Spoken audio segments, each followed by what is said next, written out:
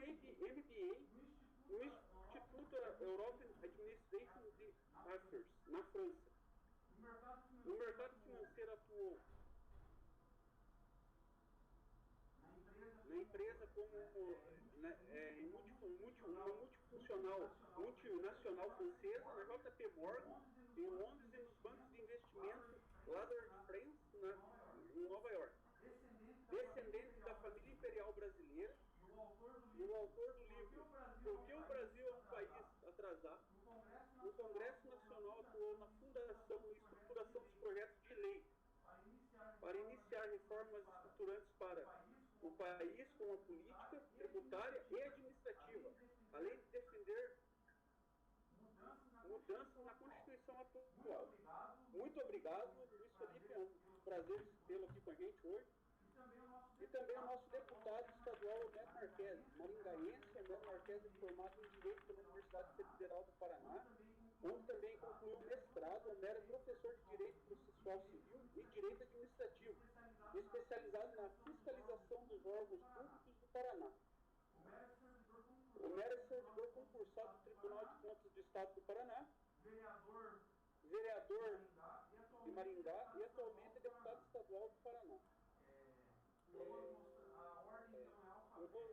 A ordem então é alfabética. A gente fez a escolha dos temas aqui porque a gente considera relevante para a juventude brasileira. Ela quer entender mais sobre esses temas, sobre essas formas e sistemas de governo. Lembrando que cada um vai explanar sobre o tema, mas não necessariamente.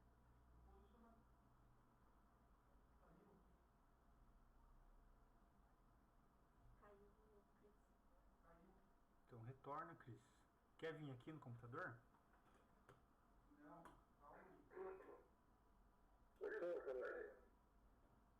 dá continuidade aí. Eu não tenho. Eu vou botar uma linha aqui, porque eu não estou escutando algo. Eu também não estou. Aqui também, nosso mediador foi abduzido. Vem aqui, Cris. Você não quer mediar, Paulo? Você que foi de televisão, sempre. Então, já que o mediador não está aqui, eu assumo a mediação.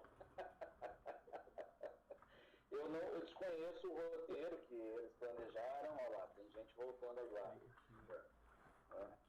Vamos dar uns 30 segundos aí para de repente eles venham. Muito obrigado. Desculpa, a gente não somos profissionais da comunicação, né? E estamos trabalhando aqui em prol dessa entidade que tem muito a ajudar o jovem a se desenvolver. Então, como o objetivo aqui é explanar sobre os temas, não necessariamente cada um dos convidados defende o tema que ele vai explanar. E por ordem alfabética, a primeira fala a gente gostaria de passar ao deputado Paulo Martins, que vai explanar sobre o que é parlamentarismo e afins. Muito obrigado, Paulo, a palavra é sua. Ô, Christopher, boa noite a todos.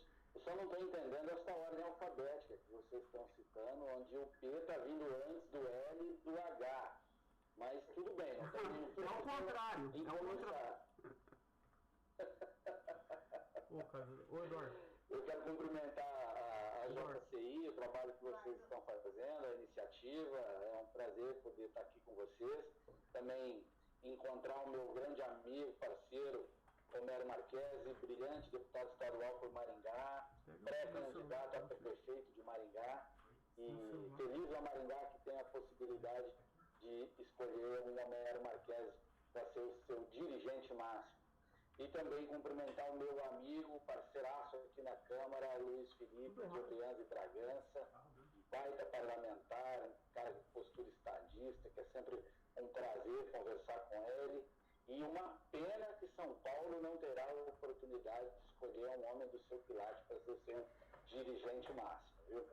Olha, o destino do Brasil parece que ele...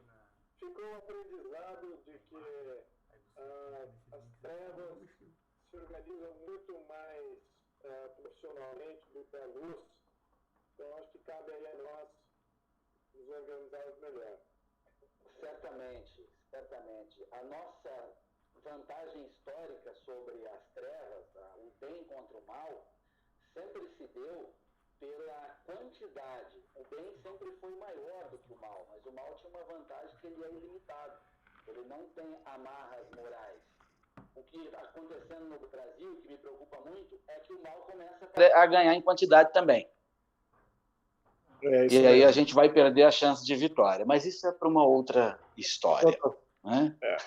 O propósito aqui desta transmissão é falar sobre formas e sistema de governo. O Christopher havia pedido para que eu fizesse uma breve explanação sobre o parlamentarismo, que é mais uma provocação para que a gente vá conversando em seguida e desenvolvendo sobre o tema, porque vocês são grandes conhecedores do assunto também. Para os jovens que não conhecem, né, tem que diferenciar forma e sistema, né, coisa rápida. Né? Parlamentarismo é um sistema de governo. Sistema. Monarquia, por exemplo, é uma forma. Né? Então, pode ter a forma monarquia e o sistema parlamentarista. Ou pode ter a forma presidencialista, aliás, a forma republicana e o sistema parlamentarista, como é na França, por exemplo. Né? Eu prefiro muito mais o sistema monárquico, como é na Inglaterra e já foi no Brasil, e explico por quê. O princípio do parlamentarismo, ele é na diluição de poderes. Tem uma origem bastante controversa, na verdade, como data, né, Luiz Felipe? Mas é por volta do século XIII, na Inglaterra, há vários pontos em que são citados eventos que teria aquela origem ou não, com a primeira reunião com o rei João Sem Terra, talvez, que ali é um esboço de parlamentarismo, mas isso não é relevante para o que nós queremos tratar aqui. Que ali está colocada a sociedade, o poder central, ele é diluído entre representantes da sociedade e concentra, na verdade, a representação aí de Estado numa figura. No caso, uma figura do monarca, ou nas repúblicas parlamentaristas, na figura do presidente. Mas isso decorre, claro, de fatores históricos. Né? Ele nasce nas monarquias, porque as monarquias foi quem proporcionou as unificações e a criação dos Estados nacionais modernos, como a gente conhece. A grande vantagem desse sistema, e que os brasileiros não estão atentos a isso, especialmente essas gerações sobre quem nós estamos falando, é que nele, por que eu entro nisso, um parêntese rápido, quando eu falo em parlamentarismo por aí, eu faço um tweet ou algo assim, alguns comentários dizem assim, você quer dar o poder a esse parlamento aí, a esses caras que estão na Câmara dos Deputados? Eu não, eu prefiro um presidente. Mas isso, eles não conhecem a real sistemática, por isso que é compreensível ter esse tipo de razão, esse tipo de reação. Então, num sistema parlamentarista monárquico, semelhante ao que nós já tivemos, você tem a figura do rei como um chefe de Estado, um representante, e o poder executivo, ele parte da formação do próprio parlamento, do alinhamento de forças do próprio parlamento. Os partidos fazem coligações, para usar termos atuais aqui, alianças, e a partir dessa aliança surge um primeiro-ministro, que é quem vai responder pelo poder executivo, pela máquina pública, o andamento da máquina pública ali, o dia a dia dela, as decisões de como as coisas serão tocadas. Ao rei cabe algumas funções, não apenas representativa, como muita gente pensa, mas também responsabilidades e um poder muito grande, um poder que ele é a chave de tudo. O rei pode dissolver um parlamento. Ele pode dizer, esse parlamento não serve, eu quero novas eleições. Ah, mas isso é poder concentrado demais na mão dele? Não, não é. O rei, ele não tem condições de ganhar mais poder e nem de perder poder. Então, a ele interessa a estabilidade, apenas a estabilidade. Então, quando no parlamento não há uma conciliação, significa que aquele parlamento não consegue produzir a estabilidade necessária para que o Estado consiga desenvolver suas funções. Então, ele deve ser diluído. O que isso proporciona? Isso proporciona responsabilidade política dos parlamentares. Porque para vencer uma eleição é um esforço hercúleo, é muito trabalho. Você assume muitos compromissos, abre mão de muita coisa e tem muita responsabilidade. Isso eu estou aqui considerando só do ponto de vista do interesse do parlamentar, sem falar, claro, nas condições morais de responsabilidade. Então, interessa a todos os parlamentares ter razoabilidade dentro do parlamento e constituir um acordo para que o governo possa se desenvolver, possa ser constituído, na verdade, e o parlamento não ser dissolvido. Então, aquelas irresponsabilidades que a gente costuma ver no nosso parlamento, como aquelas mulheres do PT que vão lá na comissão e querem barrar de tudo quanto é jeito as reformas, e não tem nenhuma pudor em ser irresponsável, populista, sabotagem, os discursos desconectados com os temas reais, isso num sistema parlamentarista praticamente desaparece, porque não um parlamento que só trava aquilo que é necessário, que só se preocupa em fazer oposição, um parlamento que só quer obstruir aquilo que é necessário para a sobrevivência sadia do Estado, ele vai ser dissolvido. Então, é um sistema que se autorregula, na verdade, se autocontrola de uma forma tão perfeita que até uma oposição estúpida, como o PT costuma fazer, como o PSOL, teria que ter um mínimo de responsabilidade nos assuntos diários, nas discussões diárias, especialmente nas grandes reformas necessárias para equilíbrio, para modernização da máquina, para uma série de coisas, né? Então, eu entendo que é um regime altamente superior ao que nós temos. Agora, não se coloca um regime superior ao outro simplesmente pelo desenho, como eu tentei colocar aqui de forma muito resumida, né? É preciso legitimidade histórica para isso. Você não apenas modifica e vai funcionar. É preciso legitimidade histórica, como, por exemplo, na França, onde optou-se por um parlamentarismo presidencialista, você tem lá um fator histórico de ruptura que a monarquia ficou inviável para eles, que a gente poderia discutir por uma semana, mas aconteceu. Nos Estados Unidos, o nascimento da América como tal também não caberia um sistema assim, porque eles decidiram que queriam uma diluição de poder de outra forma, de forma federativa, enfim, também é uma discussão riquíssima para ser colocada. Mas o ponto harmônico, o ponto mais que eu acho que qualifica o sistema parlamentarista é exatamente esse, a diluição de poder e um sistema que proporciona responsabilidade para aqueles que são detentores dos mandatos. Então, para não me alongar tanto, dar tanto espaço para os outros, eu já passo a palavra para o nosso querido mediador e ele redistribui. Obrigado. Muito obrigado, Paulo. É interessante analisar a gente começar a pensar nessa sua análise histórica, né? E entender o porquê chegamos até como estamos hoje nesse modelo republicano. Eu vou passar a palavra agora ao príncipe, ao Luiz Felipe, que vai explanar um pouco sobre a monarquia para a gente. Eu quero agradecer aqui também a Confras, como que é o nome da entidade? Só um momento. A Confembras, que é uma entidade que nos ajudou na divulgação, dentre outras entidades parceiras, e a JCI Brasil também. Eu passo a palavra agora ao Luiz Felipe. Obrigado. Olha, dando sequência a essa interferência, essa introdução do Paulo, que foi ótima, eu gostaria de falar um pouco sobre a monarquia, mas quero falar mais sobre o parlamentarismo. Tá? Com relação à monarquia, ao menos como regime, é o regime mais antigo do mundo.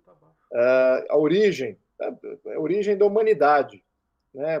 Povoados, tribos, né? Tinham sempre ali os seus protagonistas, aqueles que defendiam a tribo, aquele que liderava a tribo para sair de um contexto de fome e ir para um contexto mais protegido e que haja alimentação, habitação. Então, começa por aí.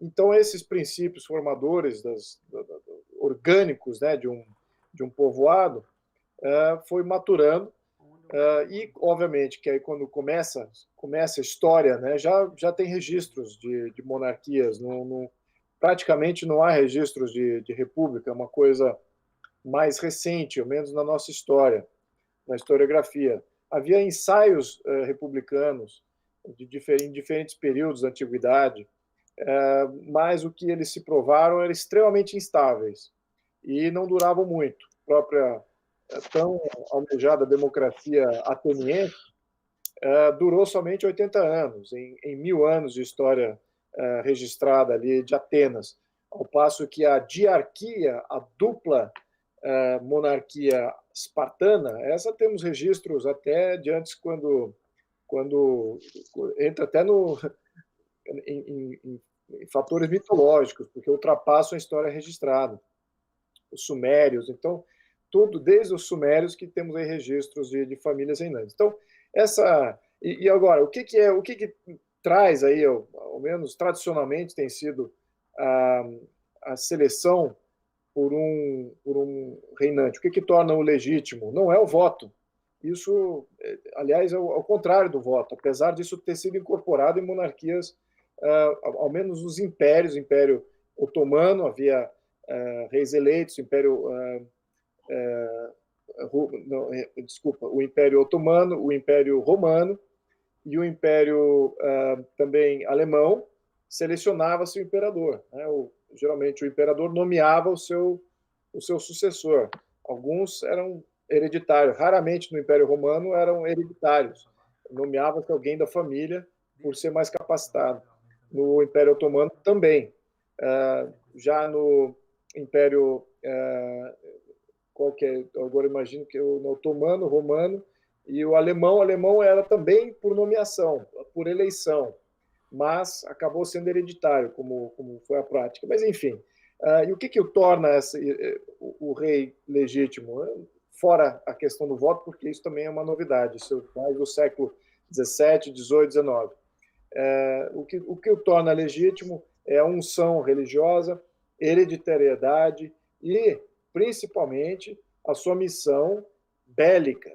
O rei era sempre aquele que estava sempre à frente das guerras, aquele que comandava os grandes exércitos para proteger o seu território. Então, ele se colocava à prova a todo momento. Isso que, geralmente, quando eles se distanciavam dessa missão, as monarquias deterioravam. Quando eles se aproximavam, as monarquias surgiam.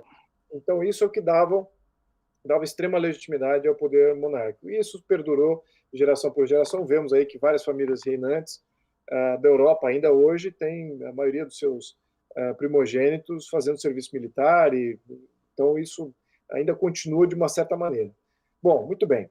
Agora, vamos falar disso no contexto do parlamento. O parlamento ele surge também na antiguidade, né? Acho que temos aí várias famílias reinantes, ele surge como uma convergência de vários reis, ducados, príncipes, em um contexto de parlatório, né? Tanto na Grécia existia isso, em diversas cidades do Peloponeso, Tebas, Messene, todos esses não preciso citar aqui.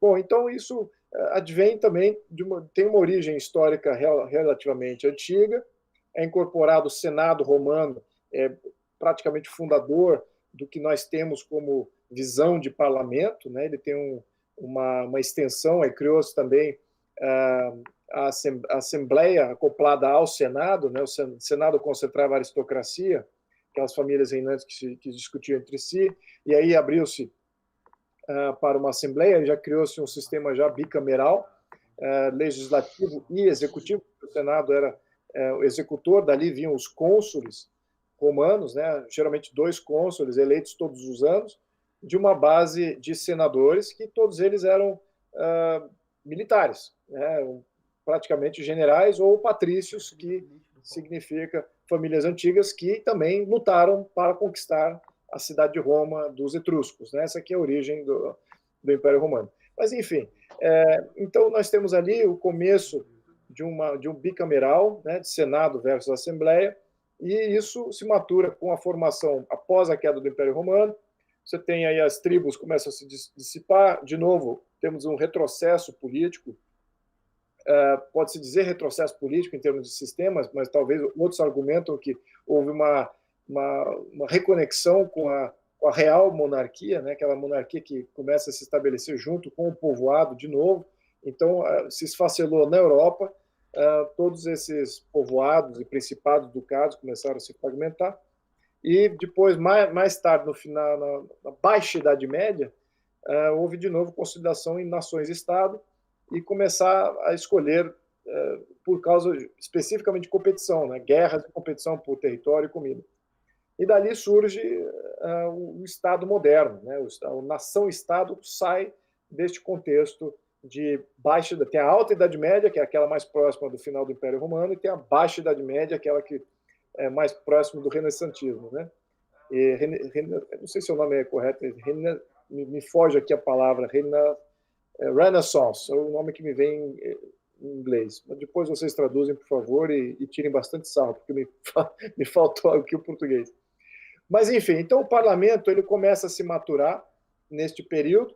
A Magna Carta, período 1200, começa a limitar o poder dos reis e aumentar o poder do parlamento. Muito importante, no século XIII.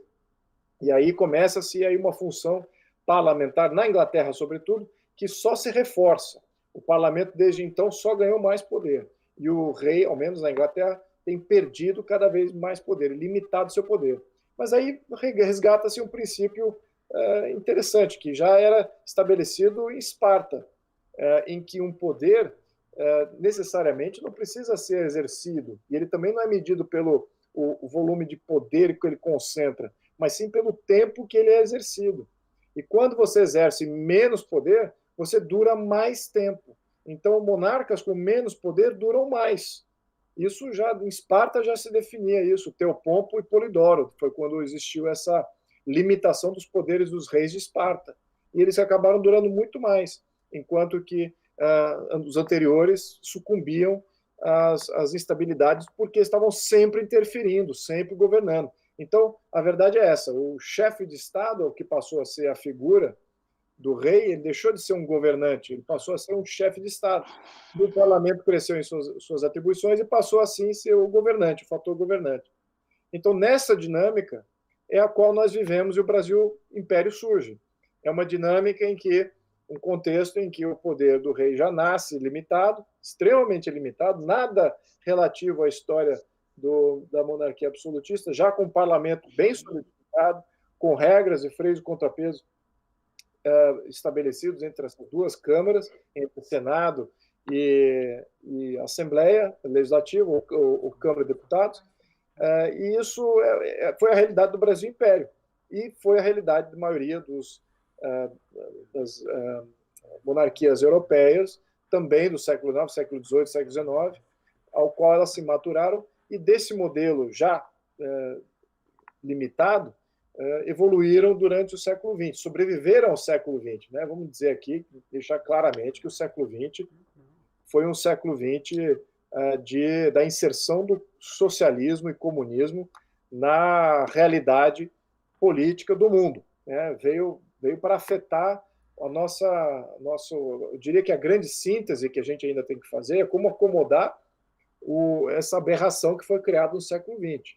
Nós tivemos aqui uma evolução franca, milenar, até o final do século XIX, com os reis limitados, os parlamentos representativos da sociedade.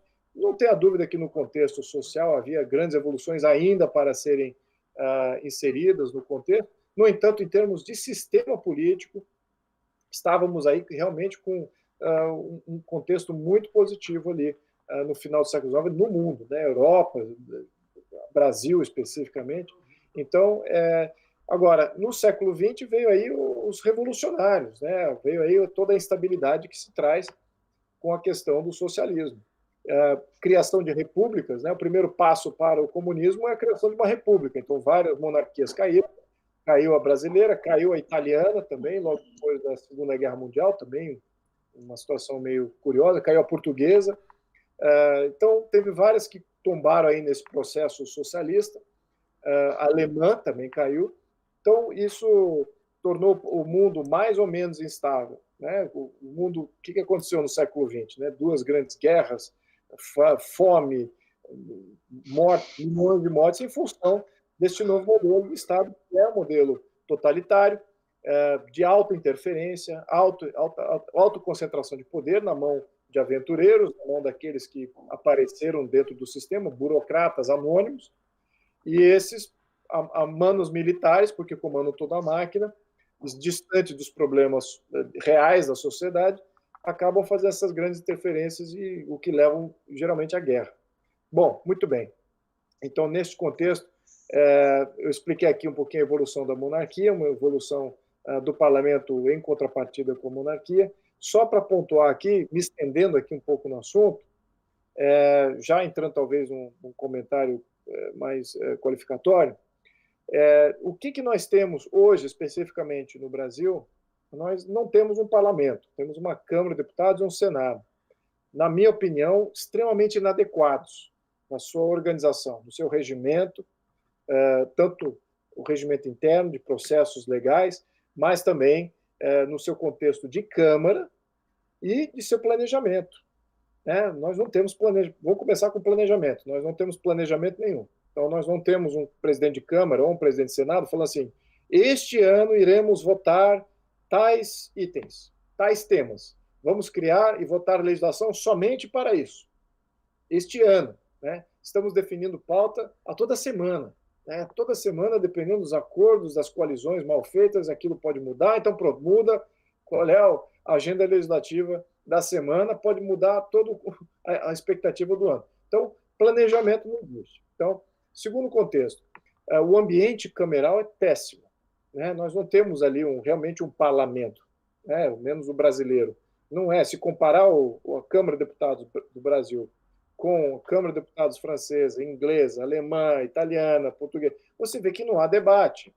Você vê que ali são uma muvuca de pessoas que se aglomeram num centro, não há microfones para todo mundo, não dá para todo mundo sentar, eles não olham um para o outro, eles olham para um púlpito distante, acima, bem tipo o modelo comunista.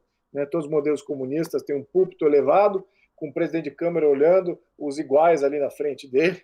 Então, você viu da China, como é que é o parlamento deles lá, a da Índia é uma república socialista, fundada como uma república socialista. Você vê um púlpito elevado, e agora, os parlamentos de verdade é um olhando para o outro, e cada um tem um momento de fala, e a fala é relevante ao tema. Tem um regimentalista que é independente e que controla ali o Speaker of the House, Ele é eleito e tem aquele... Bom, isso no parlamento, Tem o Speaker da House e tem o primeiro-ministro. E cada um comanda a agenda diferente. O Speaker da House comanda somente o regimento de parlatório mesmo, de quem é a voz, e se o cara foge do tema, corta-se o microfone, pede para sentar, pode até se expulsar do parlamento. Então tem uma série de coisas que no contexto Brasil, o nosso parlamento não é parlamento. E, finalmente, o regimento interno, que é o terceiro problema do nossa Câmara de Deputados, imagino que no Senado seja similar, em função de não haver planejamento, em função de você saber que não tem efetivamente uma voz garantida, uma temática que vai ser defendida em Câmara, porque uma muvuca ali dispersa, um barulhão, até o Paulo que está mais acostumado com isso do que eu, mas tem os alto-falantes lá, é para sufocar a barulheira. Os alto-falantes são extremamente poderosos. Quando alguém está no púlpito, fala, fica o som tem que dominar a barulheira dos deputados conversando. E ninguém está parando para escutar quem está falando no púlpito. Mesmo assim, o som é extremamente dominante. Em função disso, é um erro. É um erro que vem para corrigir um outro erro. Mas, então, o que acontece nesse contexto é que, como você sabe que não vai ter voz e o seu momento para defender o seu tema, mas você tem um gabinete acoplado que vai te poder fazer os seus projetos de lei, você produz lei, produz projeto. Então, você acaba gerando centenas de milhares de projetos acumulados dos deputados, a maioria não vai a voto, a maioria não tem nada a ver com a agenda que é estabelecida da semana, muito menos do que foi estabelecido durante o ano. Então, num parlamento, é muito mais otimizado esse tempo. O tempo já é definido. Como o executivo vem do contexto legislativo, então já tem-se uma maioria definida. Então, a minoria ela vai simplesmente monitorar, vai fazer uma série de contrapontos, às vezes é incorporado algum comentário, mas o que vai acontecer é governo. Quando você tem maioria estabelecendo, maioria legislativa, que daí vem o Poder Executivo, você efetivamente governa. E os debates são bem minuciosos com relação àquilo que está sendo votado, bem profundos também. Então, é mais profundidade e menos dispersão e ruído, que é o que hoje acontece no Brasil. O que acontece no Brasil? Temos uma agenda legislativa definida pelo presidente de Câmara semanalmente e temos uma agenda do presidente da República, que as duas agendas às vezes não se cruzam. E qual que é a votada? Aí o presidente de Câmara pode falar, eu não vou votar do presidente, porque eu estou de mal com ele. Eu vou votar a nossa, que tem tudo a ver ali com os partidos de minoria que me elegeram. Então, veja como há uma discrepância absurda no nosso modelo. Né? Nós temos uma certa expectativa e isso não é... Se fosse uma fábrica, o sistema legislativo do modelo presidencialista, se fosse uma fábrica, teria quebrado, porque só estaria fabricando coisa que nunca vai a mercado, né? O mercado seria a voto. Então, no modelo parlamentarista, não. Se reúne para definir pauta e para criar legislação e debater essa legislação em profundidade e somente aquilo. Então, o outro tempo você está na sua base trabalhando sua representatividade e não custando aos cofres públicos. No Brasil Império também, no início da Primeira República, os deputados eram pagos pelo tempo que passavam votando. E ponto. Não eram pagos por outro tempo que não estavam ociosos ou não estavam ali naquele momento. Então, isso mudaria toda a dinâmica do nosso Legislativo Central. Enfim, eu me estendi aqui muito, mas achei necessário fazer essa interferência. Muito obrigado, amigos.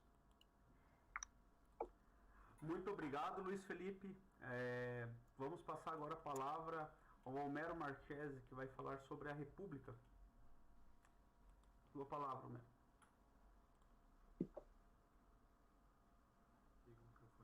Liga o microfone. É ele que tem que ligar. Agora sim. Boa noite, Christopher. Queria agradecer a JCI na sua pessoa e na pessoa do Eduardo. Agradecer a todos que estão nos acompanhando. Agradecer ao Luiz Felipe e ao Paulo Martins. O Luiz Felipe é a primeira vez que estamos juntos. Sou admirador do trabalho. O Paulo eu já sou fã e um grande amigo. Queria também agradecer a Roberta Picussa, que me auxiliou na preparação para esse evento. E coube a mim falar sobre a República.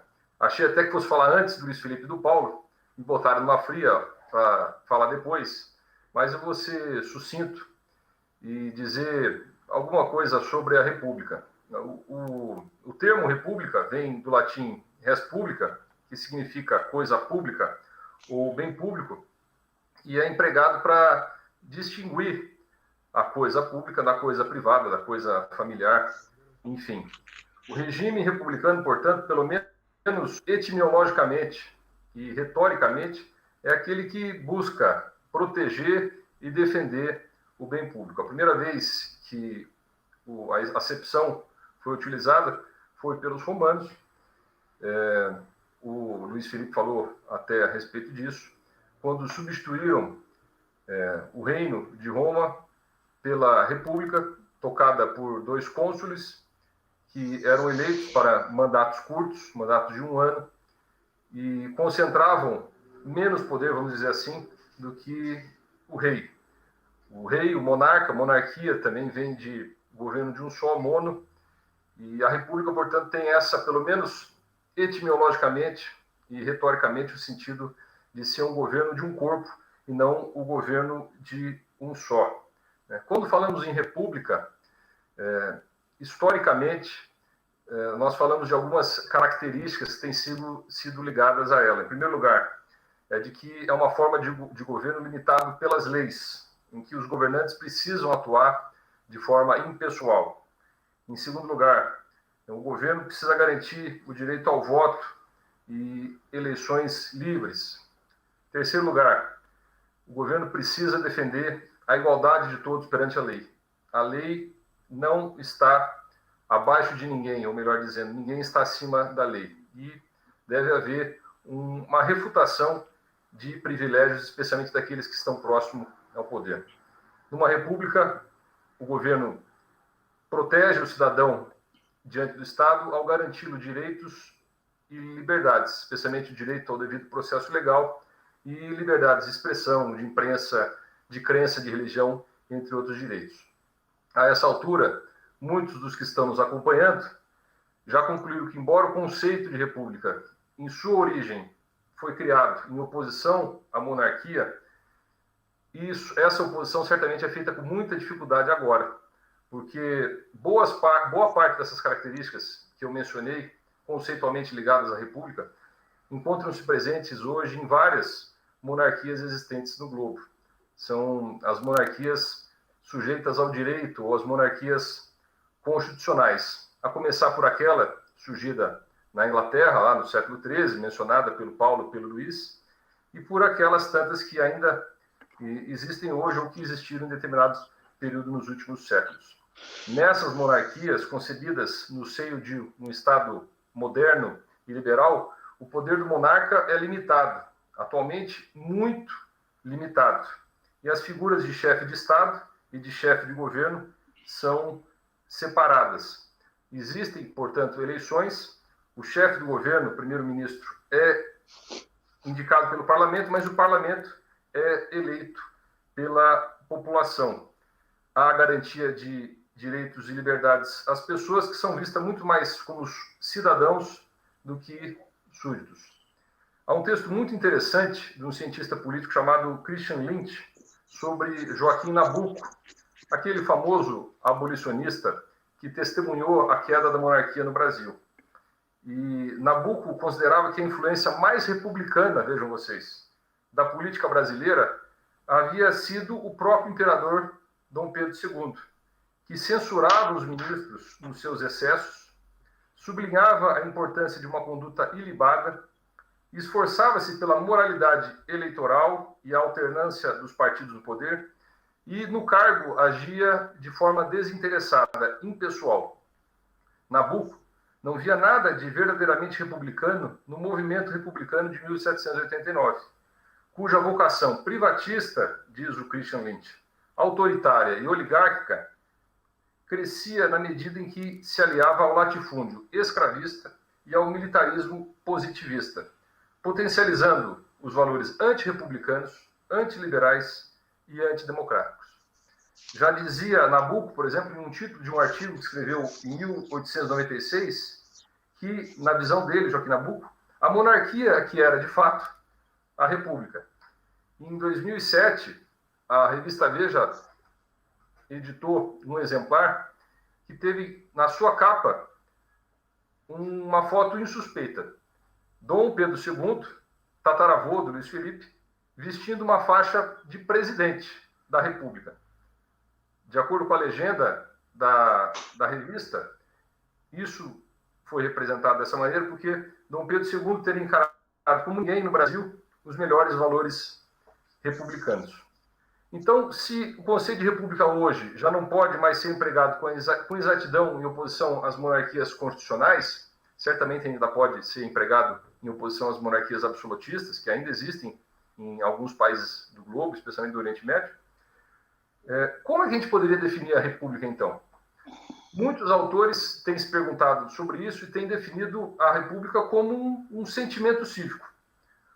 Um sentimento que não tem mais como inimigo a monarquia constitucional, mas tem vários outros inimigos, como o patrimonialismo, por exemplo, que faz haver uma confusão grande entre o público e o privado. No Brasil, isso é claríssimo, né? O uso da máquina pública em benefício próprio. Outro inimigo do conceito de república, a corrupção. O paternalismo, aquela história de nomear para cargo em comissão um monte de gente, até às vezes amigos quase sempre, né? Porque ninguém vai nomear o inimigo, mas amigos, gente da família, no meio primo, no meio sobrinho, no meio a irmã, aquela coisa de fazer do uso do cargo público um instrumento para distribuir benesses para alguns e vingança para outros. Outro inimigo da República, o jeitinho brasileiro, aquela célebre tentativa de levar vantagem em tudo.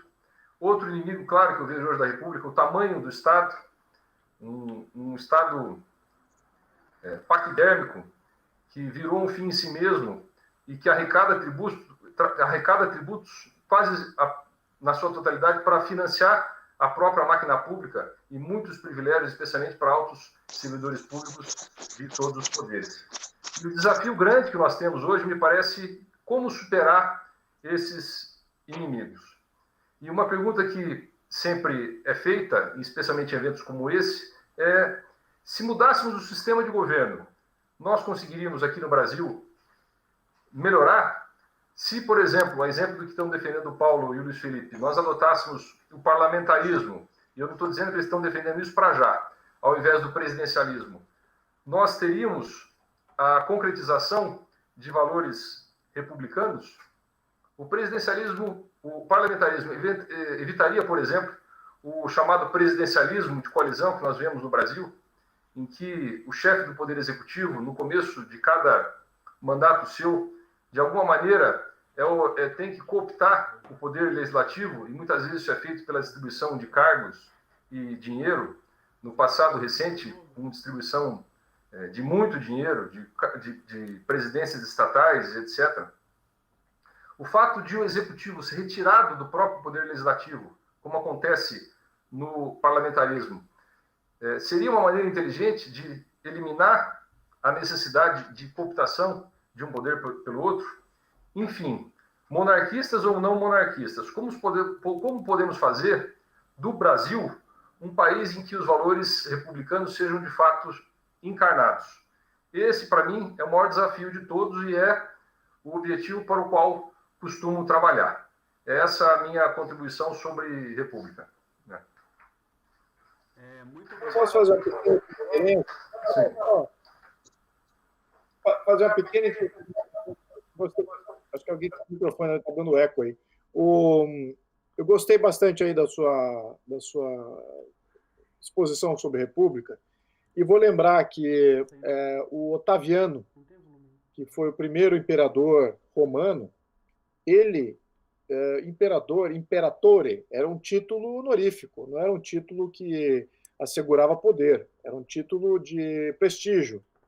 E ele galgou esse título em várias divisões da República Romana, que estava completamente corrupta e arruinada.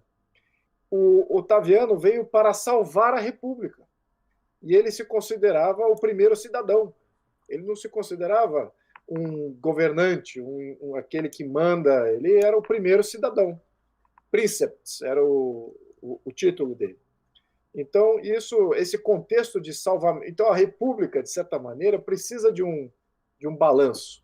E todos os modelos parlamentaristas têm um chefe de Estado. Não é um modelo parlamentarista puro per se. Existe um lastro ali. Ou ele é um presidente eleito, ou ele é um monarca. Só para pontuar isso aí. Mas é daí que vem do Otaviano, que foi o primeiro imperador de Roma e que ele nem se via como imperador, ao menos no começo. Muito obrigado. Temos algumas perguntas aqui e eu achei oportuna até essa pergunta. Eu gostaria de abrir ela para vocês debaterem, explanarem, né? Aqui, ó, a Gladys Nascimento, ela fala que a República Presidencialista é o melhor formato de governo, porque a gente não consegue importar modelos de outros países tendo em vista a dimensão do nosso país. Continua a Constituição. Alguém quer começar a responder essa pergunta? Paulo, vou passar para ti. Veementemente respeito a opinião dela, mas veja, o Brasil não antecedeu a humanidade, ele é fruto do desenvolvimento da humanidade. Então, de certa forma, qualquer modelo que foi implantado aqui, ele é inspiração em modelos já testados anteriormente. E o que é importante ressaltar é o lastro histórico de um modelo a ser adotado. O Brasil foi um país fundado por uma monarquia, constituído em torno de uma dela. E assim depois ele segue, mesmo em seu período independente.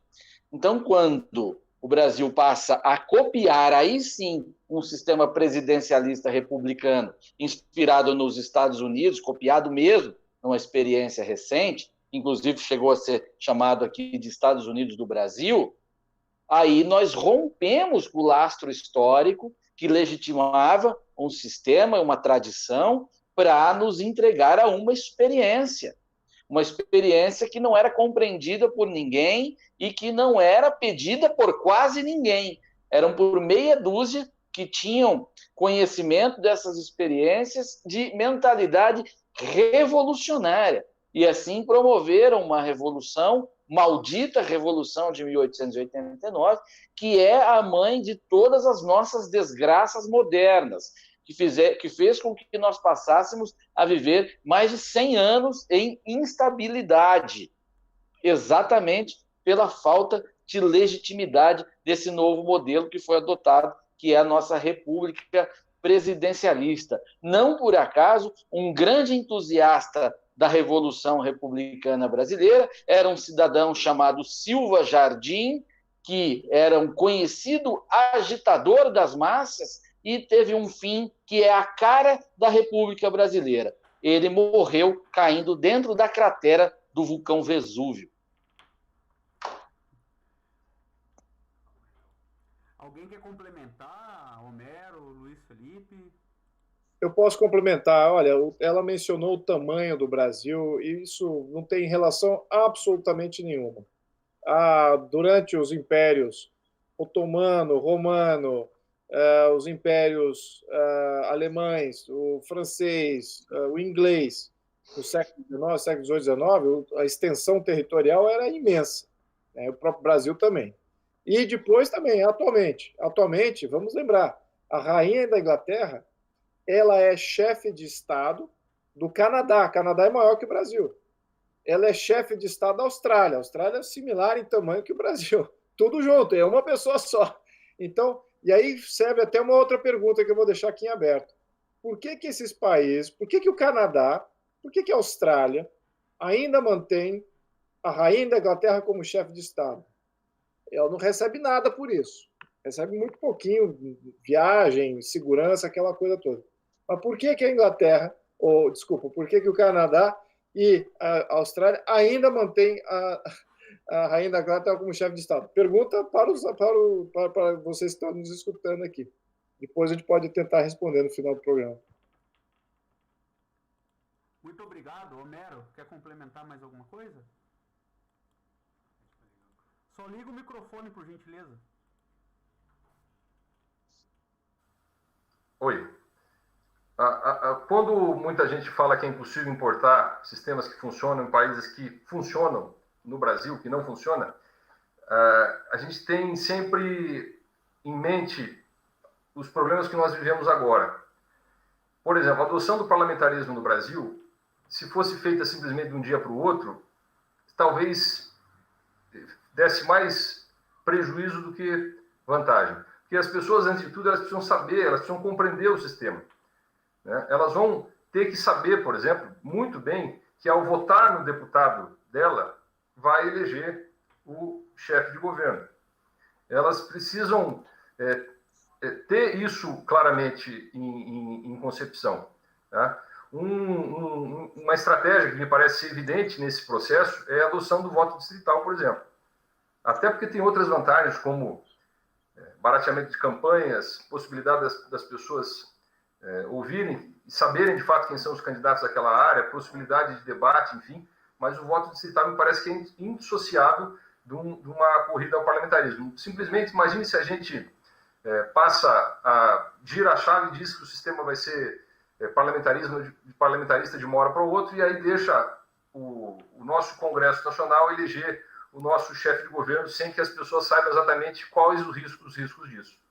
Teríamos, provavelmente, mais aventureiros do que se costuma dizer que pode acontecer no sistema presidencialista.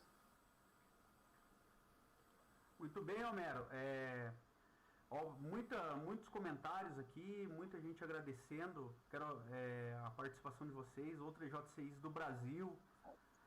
Tem mais uma pergunta bem oportuna aqui, que ele direcionou uma pessoa. que é o Homero, mas eu quero abrir ela, estender ela aos outros convidados. Como vocês veem se o Brasil voltasse a uma monarquia constitucional? E como vê a questão do plebiscito de 93 que optou pela República, mesmo com a censura contra a família real durante a campanha? Quem quer começar? Eu falo primeiro para depois eles falarem melhor. Eu acho que é mais justo. Eu me lembro vagamente do plebiscito de 93. Eu era muito novo. Lembro que havia algumas propagandas em jornal a respeito, algumas pessoas defendendo um sistema ou outro. Não sei se foi feito com competência as defesas, né? Eu acho que o Luiz e o Paulo podem falar melhor. A volta da monarquia no Brasil, aí eu gostaria muito de ouvir o Luiz Felipe. A essa altura, teria um grande inconveniente, que seria definir quem assumiria. Seria o próprio Luiz Felipe? Alguém da família real? Não, o Luiz Felipe fez assim que não. Essa me parece uma dificuldade. Me parece que uma vez que você elimina esse sistema, dado que ele tem raízes históricas muito profundas, trazê-lo de volta pode ser a maior dificuldade. Mas eu gostaria simplesmente de ouvir o Luiz Felipe e o Paulo a esse respeito, que acredito que serão mais razoáveis que eu.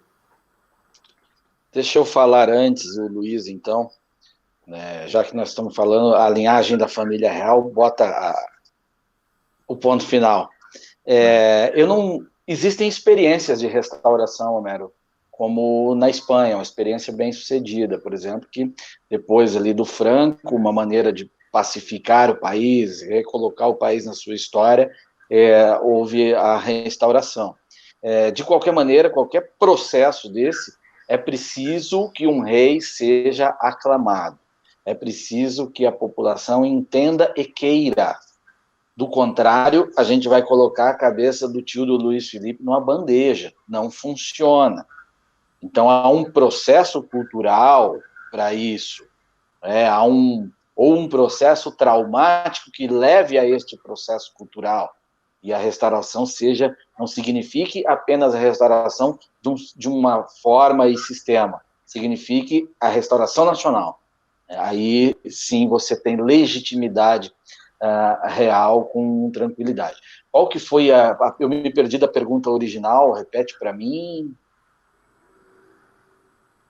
Claro, já repito aqui. E sobre a questão do plebiscito de 93... sim, lembrei. Homero, eu era criança também, mas eu era uma criança muito chata e eu ficava lendo jornal e política desde muito novo, mesmo sem entender, mas eu tinha a pretensão. Então, eu acompanhei com muita intensidade aquele plebiscito e eu era um entusiasta do parlamentarismo. Militava na escola, para os moleques ir convencer o pai deles ali. Mas, na época, eu não era um entusiasta da monarquia. Eu não conseguia compreender direito todo esse processo histórico. E aí há um contexto que contaminou muito esse plebiscito de 93. Nós víamos ali 85, fim do regime militar, depois Assembleia Constituinte, 88, e o que levou ao fim do regime militar e a Assembleia Constituinte de 88, você teve uma campanha muito longa, massiva, e que se falava o tempo inteiro das chamadas diretas já. Havia uma obsessão por eleição no Brasil, e votar para presidente, escolher o presidente. Então, o plebiscito de 93, ele entra nesse contexto, e onde as pessoas que não tinham grande conhecimento, elas eram induzidas a compreender que se escolhesse a monarquia, ela perdia o direito de votar. Logo em seguida da vitória numa luta pelo voto, vamos dizer assim, era o cenário. Então, era muito complexo. A defesa da monarquia ficou muito comprometida, não só por isso, que essa é uma questão contextual, como também de medidas ali que não permitiram que a família real aparecesse, ou seja, como é que a pessoa vai escolher o rei, escolher uma monarquia sem saber quem é o rei, sem visualizar, sem entender quem ele é para poder confiar, era muito difícil, tá? E todo mundo, e tudo isso, todas essas atitudes de confusão foram legitimadas por esse contexto, né? Então foi muito difícil naquele momento, mas Mesmo assim, a monarquia teve votação expressiva e, inclusive, em alguns momentos, chegou a liderar a escolha, especialmente na cidade do Rio de Janeiro. Depois, houve uma campanha de desconstrução, usaram atores negros como Milton Gonçalves, um ator da Globo que era muito conhecido na época, que gravou depoimentos dizendo que se a monarquia voltasse, a escravidão ia voltar. Uma desonestidade intelectual tamanha que ignora que a monarquia caiu também, exatamente, por acabar com a escravidão.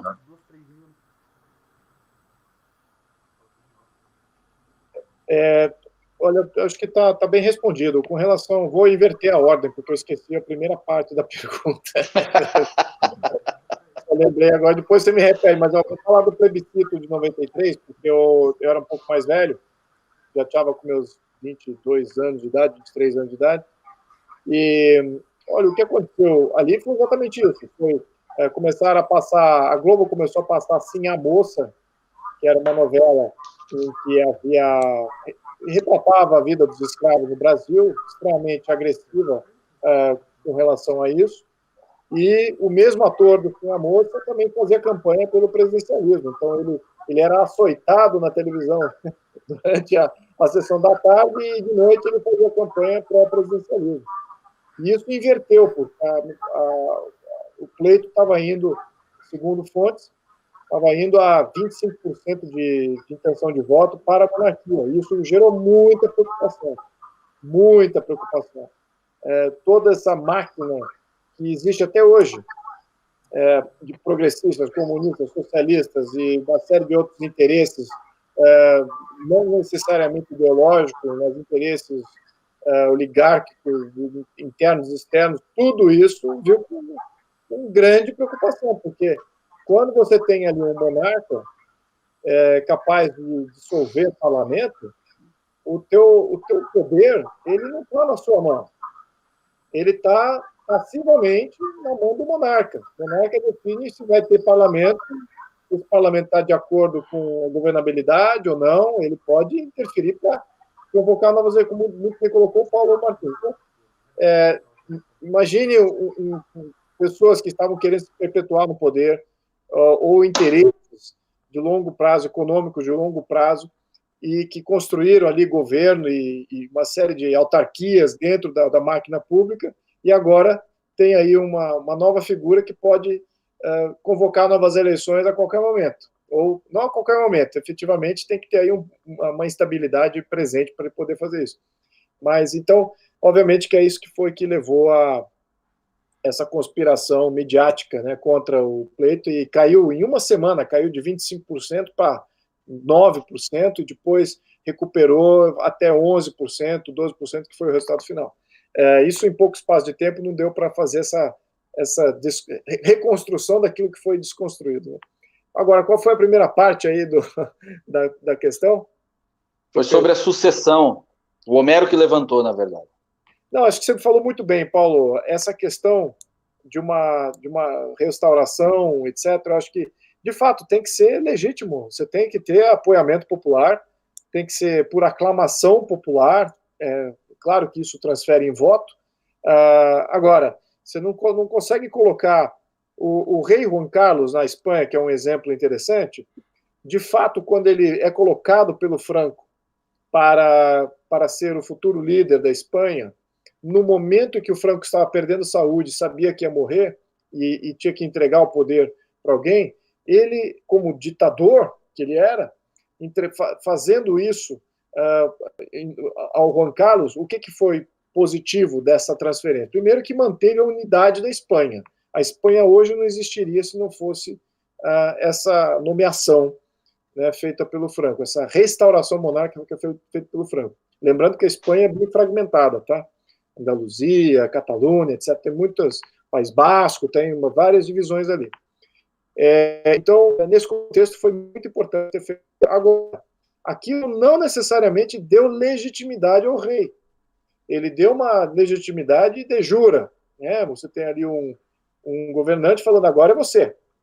Então, ok, de jura você tem legitimidade. Agora, de fato, com a população, isso só aconteceu em 81, quando houve uma tentativa de golpe, porque o que acontece? O Juan Carlos, ele entra Só que, em função dele ter essa legitimidade questionável, os socialistas aproveitaram e começaram a fazer mobilização, desestabilização, uma série de atentados e uma série de insurreições. Então, eles queriam bascular realmente aquele novo regime. E criaram chamaram uma constituinte, como estão fazendo no Chile, muito paralelo ao que está fazendo no Chile. Chamaram uma nova constituinte, fizeram uma nova Constituição em 78, que é uma porcaria, diga-se de passagem, eu já li, não gosto da Constituição espanhola, e, aliás, acho que é por isso que ela tem um dos IDHs mais baixos da Europa, na minha opinião. Então, enfim, fizeram uma nova Constituição de 78, e o Juan Carlos se segurava como podia. Os conservadores, os militares se defendiam o poder do Juan Carlos. Mas o que aconteceu? Houve um levante tão forte dos comunistas, eles também voltaram, tiveram que se conceder, como é que é aquilo? Não é exílio político, é o contrário do exílio. Concederam anistia aos comunistas, eles voltaram, deterioraram ainda mais a situação política do país, mas geraram uma instabilidade tão grande que os militares resolveram fazer um golpe de Estado em 81. No que os militares resolveram fazer um golpe de Estado em 81, o rei se colocou em prol da democracia, em prol da população, em prol do Estado de Direito. Foi ali que ele se tornou rei. Então, apesar dele ter sido legitimado de jure pelo Franco, alguns anos antes, ele só foi de fato rei em 81, com aclamação popular, ele sendo rei em função dele ter debelado um golpe de Estado militar. Então, isso que eu acho que é necessário. Você tem que ter aclamação popular, popularidade. Isso não conseguimos ir adiante se a gente não preencher essa lacuna. Então, é isso que é o importante. Isso. Esse fato aí histórico do Juan Carlos, ele é o equivalente à vitória militar no campo de batalha, né? A vitória do guerreiro no campo de batalha que o leva à coroação. Muito obrigado. Obrigado a todos. Eu quero agradecer, são muitas e muitas perguntas. A gente vai fazer mais uma pergunta aqui, e daí fica aberto para entre vocês, quiserem realizar alguma pergunta de um para o outro, e depois considerações finais. É do Daniel Silveira Bittencourt. Boa noite. Há a possibilidade de haver diálogo dentro da reforma política para debater sobre regimes e sistemas? Uma pergunta ousada, né? Quer puxar essa? Sempre há. Debater vai haver. No passado recente, eu digo, 2016, eu estava na Câmara dos Deputados e houve uma mini reforma, mas o contexto era muito difícil e as coisas não se desenvolveram tanto. Mas quando a gente falava sobre voto e voto distrital, ou até há uma vontade, de uma boa parte também do parlamento que fala em parlamentarismo, não é uma discussão alienígena, não. Por exemplo, o PSDB, que era um partido muito forte na legislatura passada, é um partido que nasceu parlamentarista. A defesa do parlamentarismo no PSDB, por exemplo, é estatutária até. Então, havia, sim, condições. Eu lembro que eu participava disso, inclusive eu fazia ponderação. Eu quero parlamentarismo, mas eu quero monarca. Porque na cultura nossa de presidencialismo, gerada, né, a cultura gerada de presidencialismo, se a gente corre o risco de ter um presidente eleito por um campo político, um primeiro-ministro eleito por outro campo político, e não há ética construída para isso. Será o caos, será um caos pior do que o que nós temos hoje. Então, houve essa discussão, sim. E era uma ponderação que fazia sentido, que todo mundo falava, é verdade, eu não pensei nisso. As coisas iam entrando.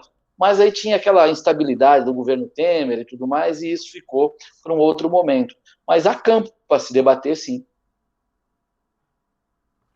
O que está acontecendo até, eu diria que as discussões de regime, em função das ambições desses parlamentares, desses partidos conspiradores, de já mudar para um regime parlamentarista, meio que um golpe branco. Eles estão antecipando a discussão que deveria acontecer por último.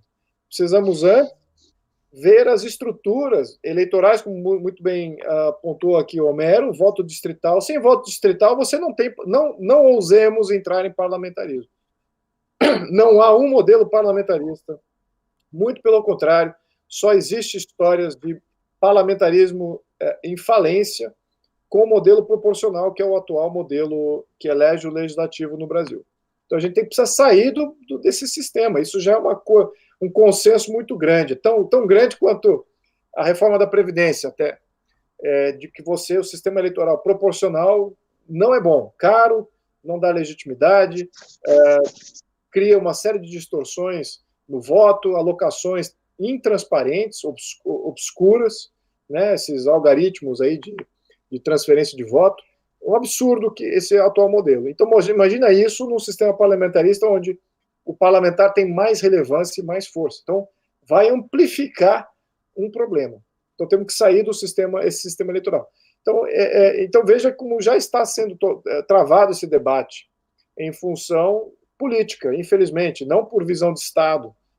Porque não gostam do Jair Bolsonaro, então vamos fazer um modelo parlamentarista, tirar todo o poder dele e dar todo o poder para o Congresso. Mas o Congresso é extremamente falho. Eu acabei de pontuar aqui no início dessa conversa vários erros sistêmicos de qualquer gerente de produção recém-formado ia identificar gargalos absurdos no processo legislativo.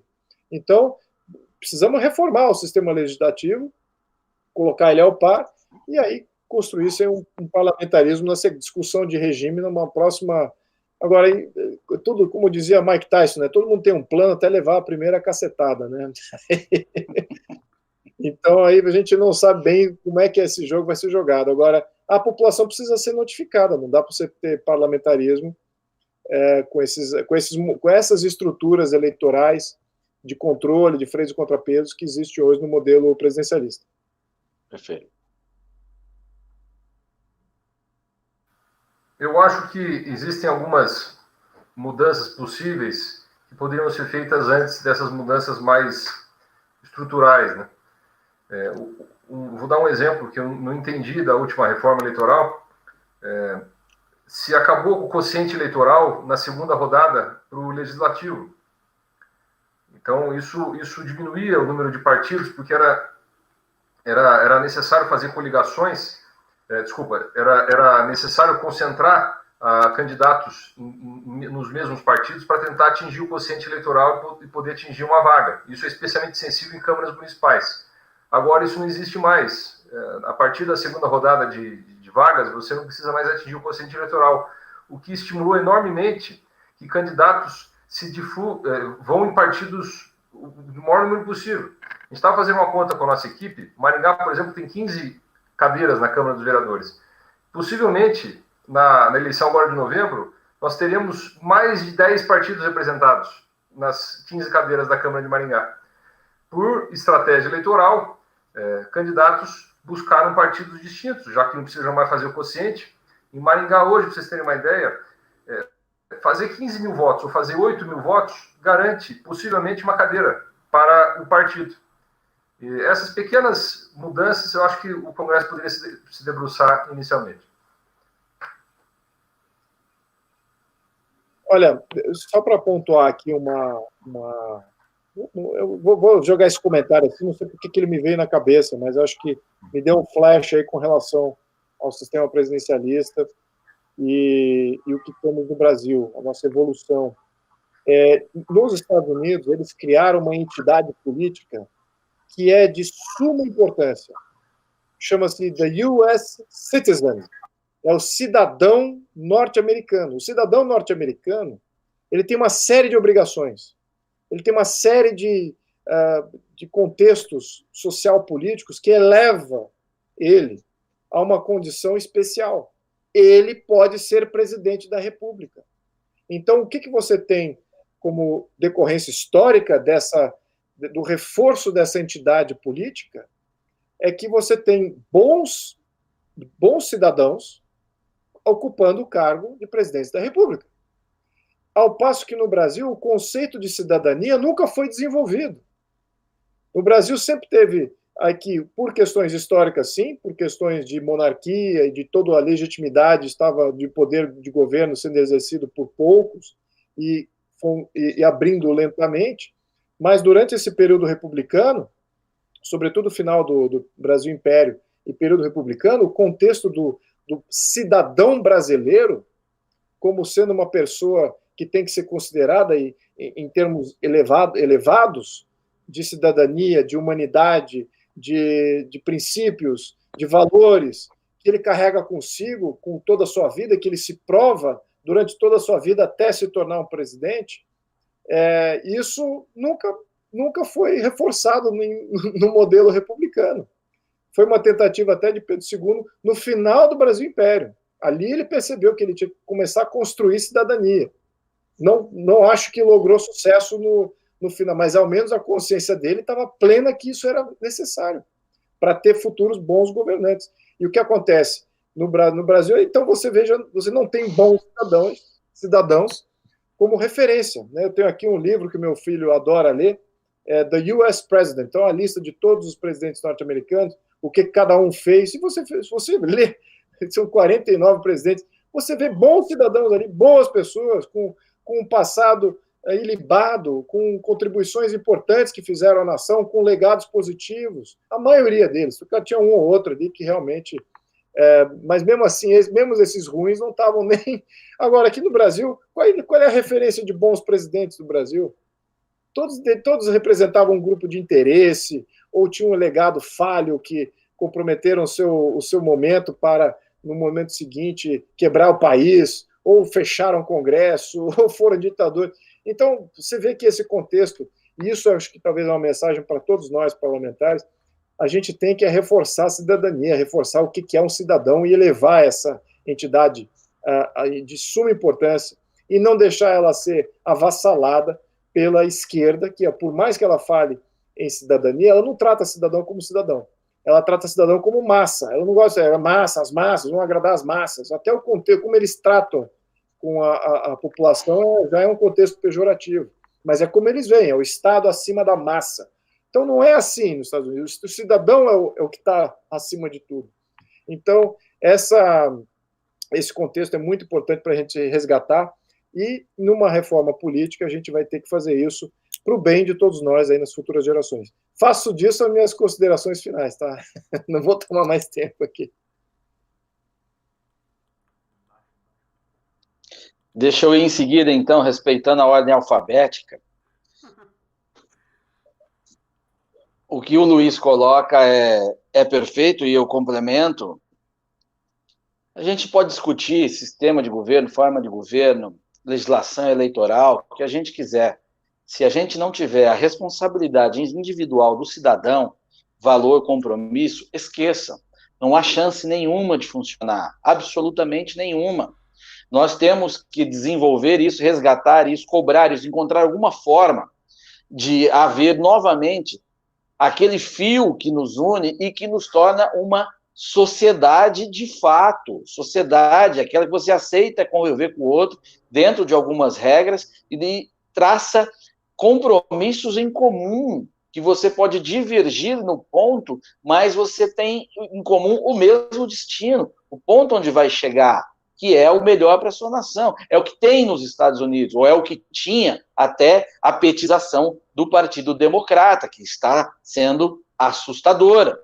Por isso, por ter esse compromisso comum, é que é possível uma publicação como esta, que o filho do Luiz Felipe tanto gosta de ler, porque mesmo os partidos antagônicos, republicano e o Partido Democrata, reconhecem na autoridade do outro, reconhecem a obra do outro, porque eles divergiram em alguns pontos, mas ambos eram americanos, ambos queriam o melhor para a América, ambos queriam preservar o sonho americano, coisa que não ocorre mais no Brasil.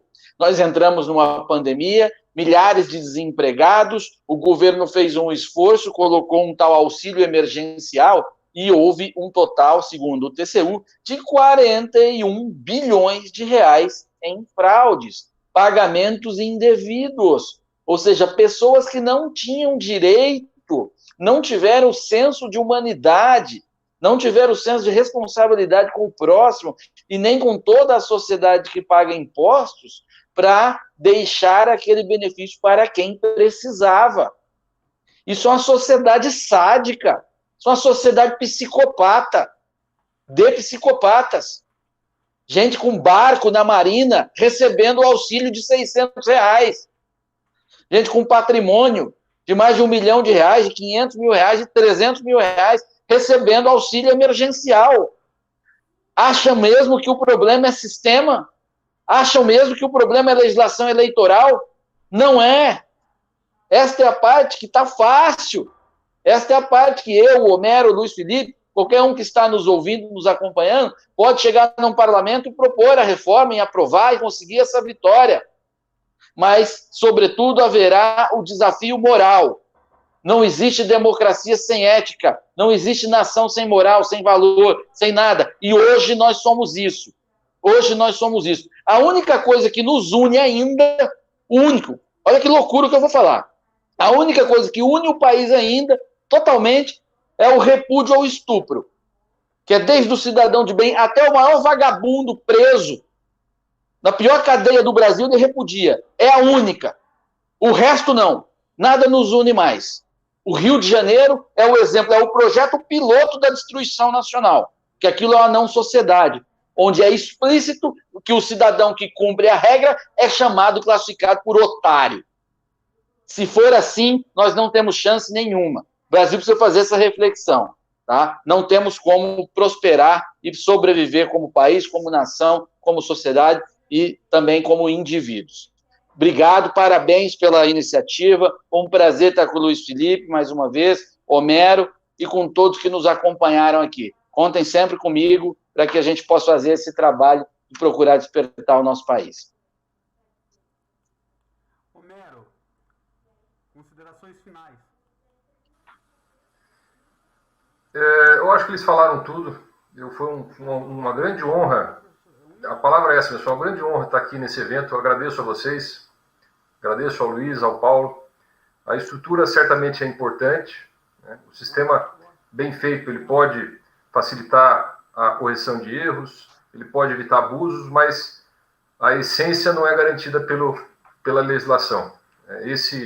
Essa ética, essa moral, esse compromisso das pessoas de fazer o Brasil dar certo é que a gente vai precisar acima de tudo. Muito obrigado a quem nos assistiu e uma boa noite a todo mundo. Em nome da JCI, eu quero agradecer aos nossos convidados e a todos que assistiram este evento. Esse é o objetivo, a gente trazer pessoas com conhecimento avantajado para debater assuntos de contexto nacional. Muito obrigado a todos. Eu peço desculpa pelo equívoco aqui no começo. A gente somos jovens ambiciosos, mas não temos estrutura como uma emissora de televisão ou alguma outra entidade com bastante recurso. Mas muito obrigado a todos. Tenham uma boa noite. Valeu. Acabou, Du. E agora?